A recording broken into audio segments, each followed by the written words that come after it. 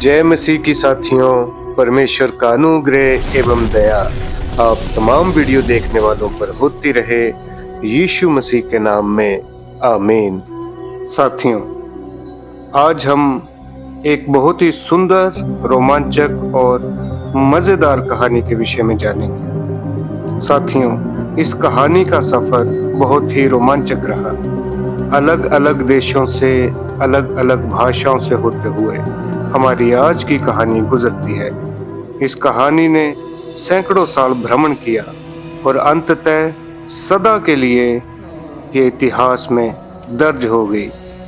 आज हम इस कहानी की रंगीन यात्रा पर चलेंगे। साथियों, हमारी आज की कहानी महात्मा बुद्ध और क्रिश्चियन सेंट जोसेफाट पर आधारित है।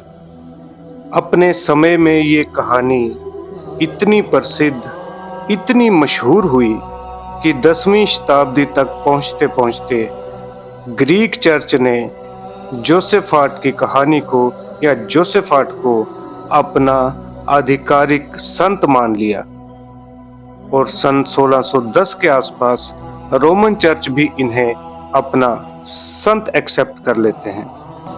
सन 1438 के आसपास विलियम कैक्सटन की एक किताब the golden legends of master, इस किताब में जोसेफाट और बारलाम की कहानी को बड़े ही सुंदर ढंग से डिस्प्ले किया गया था और 15वीं शताब्दी तक पहुंचते पहुंचते ये किताब इतनी प्रसिद्ध हो गई कि उस समय बाइबल से भी ज़्यादा बिकने वाली ये किताब बन गई। यूरोप में हर किसी ने इस कहानी को पढ़ा और बारलाम और जोसेफाट की कहानी को सुना।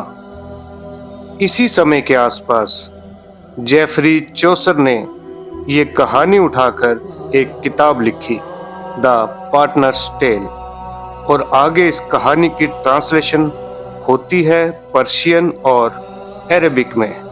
ये कहानी अलग अलग रूप में आगे बढ़ती रही और अंत में इस कहानी से प्रेरणा लेते हुए शेक्सपियर ने भी इस कहानी को उठाकर द मर्चेंट ऑफ वेनिस लिख डाली और ये कहानी हमेशा हमेशा के लिए इतिहास में दर्ज हो जाती है, इतिहास में अमर हो जाती है। तो क्या है ये कहानी, आइए हम जानते हैं। साथियों, एक ईसाई संत जोसेफाट और महात्मा बुद्ध की कहानी आपस में इतनी मिलती है कि जिस किसी ने भी ये कहानी पढ़ी वे हैरान रह गया। तो बात है 16वीं शताब्दी की, जब पुर्तगाली भारत के गोवा में रहते थे और उस वक्त के एक बड़े इतिहासकार जिनका नाम डिप्को डी काउटो है, जब ये भारत के गोवा में थे और इन्होंने वहाँ महात्मा बुद्ध की कहानी को पढ़ा, उनके चरित्र को पढ़ा। जब ये उस महात्मा बुद्ध की कहानी को पढ़ रहे थे तब ये हैरान हो गए और बोले, अरे ये कहानी तो संत जोसेफाट की कहानी है और जिसके ऐतिहासिक प्रमाण भी हैं।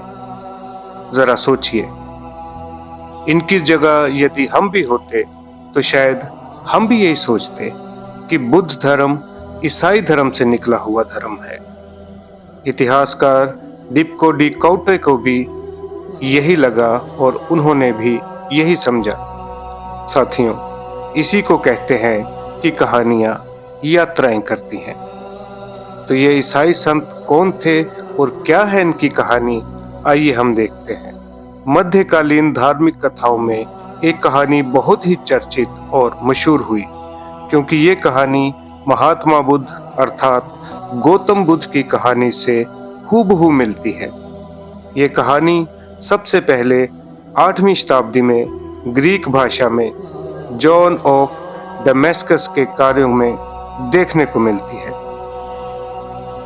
इस कहानी के अनुसार भारत में एबनेर नामक एक राजा हुआ करता था जो कि ईसाइयों से बहुत घृणा करता था और उन्हें सताता था, उन पर अत्याचार करता था। लेकिन राजा निसंतान था, इसके पास कोई औलाद नहीं थी। लेकिन कई वर्षों के बाद एक ऐसा समय आया जब राजा एबनेर के घर एक बालक उत्पन्न हुआ जो कि बहुत ही सुंदर और तेजस्वी बालक था। जब उस बालक का नामकरण हुआ तो उसका नाम जोसेफाट रखा गया। राजा एबेनेर बालक के जन्म की खुशी मनाने के लिए अनेकों ज्योतिषों और भविष्यवाणी करने वालों को बुलाते हैं, और सभी भविष्यवक्ता, सभी ज्योतिष उस बालक के लिए प्रार्थनाएं करते हैं, निवेदन करते हैं और उस बालक को आशीर्वाद देते हैं। लेकिन उन तमाम लोगों में एक ज्योतिष ऐसे थे जिन्होंने ऐसी बात कही जिसे सुनकर राजा दंग रह गया। वे ज्योतिष भविष्यवाणी करते हुए कहते हैं कि ये बालक अर्थात जोसेफाट बड़ा होकर एक सन्यासी बन जाएगा, एक संत बन जाएगा। वैराग्य इसके जीवन में होगा। दुनिया का ऐशो आराम, चकाचौंध को छोड़कर ये बालक मसीह का संत बनेगा। और जिन क्रिश्चियंस को, जिन ईसाइयों को तूने सताया है, ये उसी ईसा मसीह का नाम लेकर लोगों में जाएगा और एक महान ईसाई संत कहलाएगा। कुछ इसी तरह की भविष्यवाणी वे ज्योतिषी राजा के सामने करते हैं कि ये बच्चा उसी विश्वास को अपनाएगा जिस विश्वास को इसके पिता सताते हैं। जैसे जैसे राजकुमार जोसेफाट बड़ा होता गया, उसमें दया और प्रेम झलकने लगता है।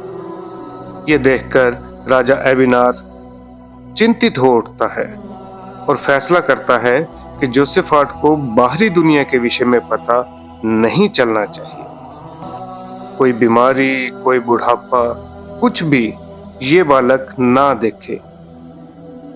किसी ईश्वर को, या यूं कहें कि सत्य को ये बालक ना जानने पाए। राजा ने जोसेफाट को शहर से दूर कहीं एक महल में छुपा दिया या महल में भेज दिया, और जोसेफाट जो कि अभी बालक ही था उसी महल में रहने लगा। केवल नौकरों और शिक्षकों के द्वारा ही उसे शिक्षा मिलती थी। बाहरी दुनिया के बारे में अब ये बालक कुछ नहीं जानता, और इस महल तक किसी अजनबी की पहुंच नहीं होती। और जोसेफाट को मानवता के किसी भी दुख, जैसे कि गरीबी, बीमारी, बुढ़ापा, मृत्यु इत्यादि के बारे में बिल्कुल नहीं पता था। राजकुमार जोसेफाट के जीवन में सिर्फ सुख और आनंद होता था। कोई बीमार उसके आसपास भी नहीं भटकता था ताकि उसे कहीं से प्रेरणा ना मिल जाए। जोसेफाट को अभी तक ना तो मसीह का नाम पता था और ना ही किसी ईसाई धर्म का नाम। राजकुमार जोसेफाट का बचपन ऐसे ही ऐशो आराम और अकेलेपन में गुजरता है, और जोसेफाट को बड़ी ही सावधानी से पाला जा रहा था। लेकिन एक दिन ऐसा हुआ, ऐसे कुछ समीकरण बने कि राजकुमार जोसेफाट को महल के राजा अर्चिया से बाहर जाने की इजाजत मिल गई। अपने सेवकों के साथ राजकुमार जोसेफाट महल से बाहर चले जाते हैं, और ना जाने कैसे, ना जाने कहां से राजकुमार जोसेफाट को एक अंधा व्यक्ति मिल जाता है, और उसके साथ एक बीमार व्यक्ति भी मिल जाता है रास्ते में चलते हुए। उन्हें देखकर राजकुमार अपने सेवकों से पूछता है कि ये सब क्या है, ये कैसे लोग हैं, ये क्या तमाशा चल रहा है। तब भी सेवक उन्हें बताते हैं कि महाराज, ये एक अंधा है और इसके साथ जो दूसरा व्यक्ति है वो एक बीमार व्यक्ति है। जोसेफाट ये देखकर फिर उनसे पूछता है कि ये सब आखिर है क्या? क्या ये सब किसी भी मनुष्य के साथ हो सकता है? और इसके बाद जोसेफाट जब आगे बढ़ते हैं तो मार्ग में उन्हें एक बूढ़ा और बीमार व्यक्ति मिलता है, जिसे देखकर राजकुमार उस बूढ़े व्यक्ति से सवाल करता है। उस दिन राजकुमार को मृत्यु के विषय में पता चला कि मृत्यु का आना तय है और मनुष्य सब कुछ छोड़कर एक दिन चला जाएगा। जब रास्ते में इन्होंने ये मुर्दा लाश को देखा, तब इन्हें ये समझ आई कि मनुष्य का जाना तय है, एक दिन इस संसार को छोड़ के मनुष्य को जाना होगा। और उन्हें देखकर जोसेफाट के मन में मनुष्यों की बेबसी आ गई कि मनुष्य कितना बेबस है, या मनुष्य क्या है जो हर संभव यत्न करने के बाद भी हमेशा की तरह जवान और तंदुरुस्त नहीं रह सकता। और इस जीवन का भी जो अंत है वे निश्चित है, हर एक मनुष्य मरता ही है। इन्हीं सब बातों में, इसी चिंतन में राजकुमार जोसेफाट खोए रहे। फिर आखिर में वे इस निष्कर्ष पर पहुंचे कि ये सब क्या है, क्यों है, और ये मृत्यु कैसी है, और कौन इस मृत्यु को हरा सकता है। बहुत से सवालों के बीच राजकुमार जोसेफाट धंसते चले गए और इनकी जिज्ञासा दिन प्रतिदिन बढ़ती रही। मृत्यु के बाद क्या होगा जब शरीर यहीं रह जाता है? राजकुमार जोसेफाट के मन में बहुत से सवाल, बहुत से ऐसे प्रश्न उठते थे कि ऐसी क्या चीज है जो मनुष्य के शरीर से निकल जाती है और मनुष्य मर जाता है, या मनुष्य में ऐसा क्या हो जाता है कि वे बीमार हो जाता है, वे अपंग हो जाता है। ऐसे बहुत से सवालों के जवाब संत जोसेफाट ढूंढ रहे थे, लेकिन ये जवाब कहीं मिल नहीं रहे थे। तो ऐसे ही एक दिन राजकुमार जोसेफाट जंगल की तरफ चला जाता है और वहां उसे एक व्यक्ति मिलता है जो कि एक संत था और वे मसीह का अनुयायी भी था। एक ईसाई संत से राजकुमार की मुलाकात हो जाती है, एक मसीही संत से। राजकुमार जोसेफाट उस संत से उसका नाम पूछते हैं तो वे अपना नाम बारलाम बताता है। बारलाम, ये नाम आप भी याद रखिए साथियों। और ये जो संत बारलाम थे, ये जोसेफाट के सभी सवालों का सटीक उत्तर दे देते हैं और मृत्यु और जीवन का भेद समझाते हुए उसे अनंत दंड और अनंत जीवन के विषय में समझाते हैं और पवित्र शास्त्र बाइबल का कोई अंश या फिर किताब को जोसेफाट को दे देते हैं। साथियों, इस कहानी में एक मत और भी प्रचलित है कि राजा एबनेर ने ही बारलाम को जोसेफाट का टीचर नियुक्त किया था। एक ये मत भी प्रचलित है। और एक बात ये है कि जोसेफाट जंगल में जाते हैं और वहां उन्हें वो संत मिल जाते हैं। अब जोसेफाट बारलाम को अपना आत्मिक पिता, अपना आत्मिक गुरु मान लेते हैं, जिसने यीशु मसीह के सुसमाचार को उस तक पहुंचाया और सत्य के मार्ग की शिक्षा उसे दी। जोसेफाट के जीवन में बारलाम की शिक्षा का बहुत गहरा प्रभाव पड़ा। ये देखकर राजा एबनेर बहुत चिंतित था और वह उस भविष्यवाणी को याद करता और दुखी होता रहता था। राजा ने अपने पुत्र जोसेफाट को समझाने का बहुत यत्न किया और आखिर में राजा ने उस समय के प्रसिद्ध जादूगर थ्योरिस को भेजा, जो कि राजकुमार जोसेफाट को संसार का वैभव दिखाता है। कई बला की खूबसूरत लड़कियों को जोसेफाट के सामने लाया जाता है और उसे कहा जाता है कि ये संसार का वैभव तुम खो दोगे अगर तुम मसीह के रास्ते पे चले। जादूगर थ्योरस के किसी भी जादू का राजकुमार जोसेफाट पे कोई असर नहीं होता है। और अंततः जब राजा एबनार ये देखते हैं कि इस पर कोई असर नहीं हो रहा, तो जोसेफाट को वे सेना में भर्ती कर लेते हैं, एक अच्छे पद पर, एक अच्छी पोजीशन पर। लेकिन इस पोजीशन का इस्तेमाल राजकुमार जोसेफाट यीशु मसीह के सुसमाचार को और परमेश्वर के राज्य को बढ़ाने के लिए करने लगा। और अंत में राजा एबनार बीमार हो गया और वे बूढ़ा हो जाता है और धीरे धीरे वे मृत्यु की आगोश में चला जाता है। अर्थात कुछ समय बाद उस राजा एबनेर की मृत्यु हो जाती है। अब राजकुमार जोसेफाट सम्राट जोसेफाट बन गए थे और उनके राज्य में सब कुछ अच्छा हो रहा था। और पिता की मृत्यु के कुछ समय बाद जोसेफाट अपने राज्य को अपने एक मित्र बर्चिया को सौंप देते हैं और जंगल की तरफ बढ़ जाते हैं। और 2 वर्षों के बाद वे जंगल में सन्यासी की तरह रहते हैं और बारलाम के साथ मिलकर अपने प्रभु मसीह की सेवा करते हैं।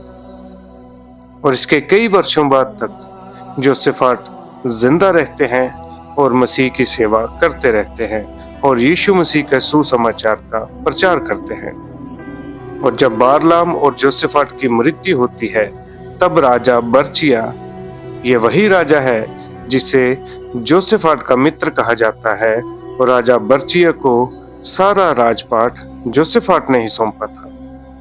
इनकी मृत्यु के पश्चात राजा बर्चिया इनकी अस्थियों को भारत में ही स्थानांतरित करता है या अपने हिसाब से संरक्षित करता है। ये कहानी तो वैसे यहीं खत्म होती है, लेकिन साथियों, इस कहानी की यात्रा अब शुरू होगी। मुझे आशा है कि ये कहानी आप सबके जहन में छप गई होगी। तो साथियों, यही कहानी गौतम बुद्ध की भी है। वे भी राजकुमार थे, वहां भी ज्योतिष की भविष्यवाणी और अलग महल में पालन पोषण और किसी बीमार, किसी मुर्दे को देखकर गौतम बुद्ध का गहन चिंतन में चले जाना और वहां से उन्हें सत्य के ज्ञान की प्राप्ति होना। ये देखकर जैसे इतिहासकार ने समझा था कि बौद्ध धर्म और ईसाई धर्म का कोई रिश्ता है, तो ये कहानी भारत से निकलकर यूरोप तक कैसे पहुंची या यूरोप से ये भारत कैसे आई। आइए हम इस कहानी की लंबी यात्रा पर चलते हैं और इतिहास का सहारा लेकर आगे बढ़ते हैं। साथियों, वेस्टर्न ट्रेडिशन में या क्रिश्चियन ट्रेडिशन में महात्मा बुद्ध कैसे पहुंचे? बहुत ही पुराने सोर्स के अनुसार बारलाम और जोसेफाट, इनकी कहानी इतनी प्रसिद्ध हुई कि लगभग ये 7 भाषाओं में छपी, जिसमें ग्रीक, हिब्रू, सिरियक, पहलवी इत्यादि भाषाएं शामिल हैं। कम से कम 60 के करीब इस कहानी के वर्जन हैं। लगभग 1500 साल पहले पर्सिया में खुसरो प्रथम नामक एक राजा थे, और जब राजा खुसरो प्रथम के पास एक कहानी पहुंचती है तो वे इस कहानी को ट्रांसलेट करते हैं और उस समय की भाषा पहलवी में ऐसा माना जाता है कि बोधिसत्व शब्द पहलवी भाषा में बुद्ध साफ बन जाते हैं, और पहलवी से जब इसकी ट्रांसलेशन अरबी में होती है तो बुद्ध साफ युद्ध साफ बन जाते हैं। और ऐसे ही करते करते करते करते जब ग्रीक से इसकी ट्रांसलेशन लैटिन में होती है तो यही युद्ध साफ, यही बुद्ध साफ जोसेफाट बन जाते हैं। तो ये कहानी महात्मा बुद्ध की है या फिर ये कहानी संत जोसेफाट की है, ये कहना मुश्किल है। या ये दोनों कहानियां एक ही हैं या ये दोनों अलग अलग बातें थी। आप इस बारे में क्या समझते हैं? आप हमें कमेंट सेक्शन में बताएं। तो हमारा आज का वीडियो आपको कैसा लगा? आप इस वीडियो को लाइक करें, शेयर करें, सब्सक्राइब करें।